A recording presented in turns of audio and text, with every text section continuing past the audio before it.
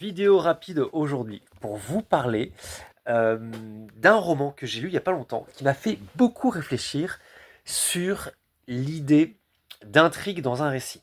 Et à quel point, si vous écrivez un roman, eh bien, vous n'êtes pas du tout obligé de suivre les préceptes classiques qu'on voit un peu partout par rapport aux intrigues dans un récit.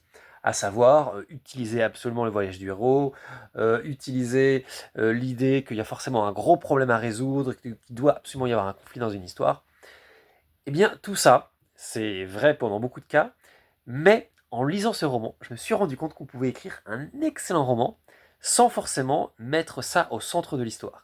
Et ce roman, c'est celui-ci, Anne de Green Gables, qui, dans l'ancienne traduction, s'appelait Anne, Maison au pignon vert, qui est un ouvrage de jeunesse canadien par Lucy Maud Montgomery. Très bien écrit, honnêtement, c'est excellent.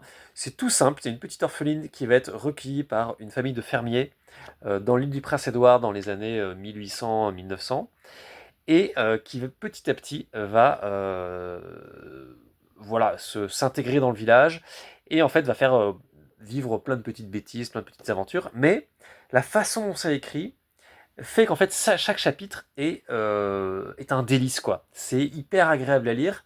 Et en fait, je me suis rendu compte à la lecture qu'il n'y avait pas vraiment de grande intrigue, à savoir un truc qui monte en tension avec une fin de fou à la fin. En fait, il y a vraiment une fin quand même, et pour le coup, une fin assez émotionnelle, mais le roman joue vraiment sur d'autres tableaux. Déjà, il joue sur l'écriture, qui est très belle. À chaque fois, c'est un vrai plaisir. Et en fait, chaque chapitre, limite, se suffit à lui-même, et on finit chaque chapitre en disant «Ah, c'était vachement bien», alors qu'il ne s'est pas passé des trucs incroyables. Mais la façon dont elle décrit son vécu, eh bien, on a envie d'être à sa place et on apprécie en tout cas de vivre ça avec elle. Et il y a des petits trucs quand même qui font que le livre se tient dans la durée.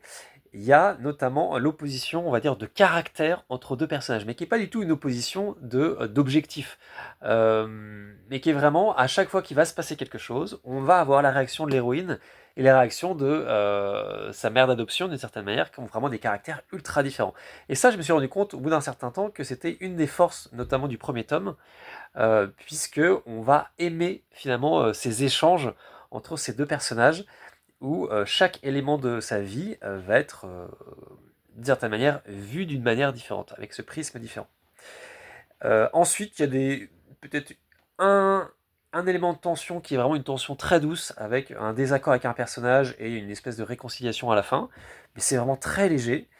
Et puis, par contre, un autre truc qui pour le coup vraiment est sympa en termes de technique d'écriture, c'est que en fait, on est vraiment sur l'idée d'une trajectoire de vie. On n'est pas du tout sur un type intrigue, on est vraiment sur l'idée d'une trajectoire de vie. Donc on va raconter 3-4 années de la vie d'un personnage.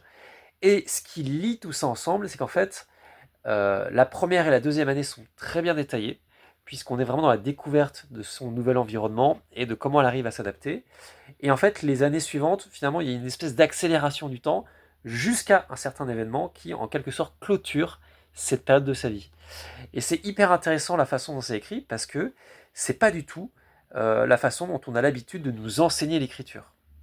Et donc, je vous encourage vraiment à lire ce bouquin et à vous en inspirer si jamais vous avez envie d'écrire un autre type de roman. Voilà, c'est vraiment excellent. Allez, bonne écriture, à très vite.